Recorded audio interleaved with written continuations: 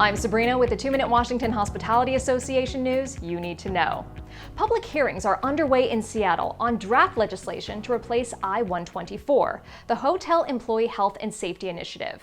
And we need members to make their voices heard. Last week, more than 150 hotel, restaurant, and small business owners and operators turned out to attend or testify at a Seattle City Council public hearing. Portions of the draft legislation would extend some requirements to small businesses simply because they are a tenant or vendor of a Seattle hotel property. This would mean significant financial impacts. This legislation is moving swiftly, from introduction to vote in 6 weeks. That short timeline is why Seattle hotel operators and businesses which lease space at Seattle hotels or provide on-site services need to speak up now. If you can attend a hearing next week or testify, contact local government affairs coordinator Teddy McGuire at teddym@wahospitality.org. Washington's Hospitality Convention is coming up, and nominations for the Stars of Hospitality Awards is now open. These awards are an opportunity to recognize the truly exceptional professionals and properties that exemplify the very best of Washington hospitality.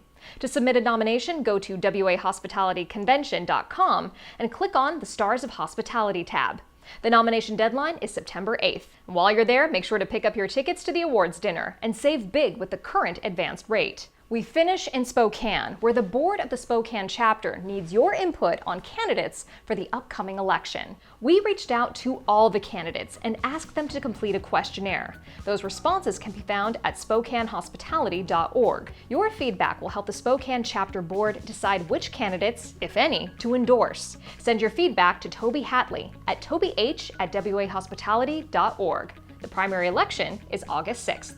Your voice matters. I'm Sabrina. Thank you for watching.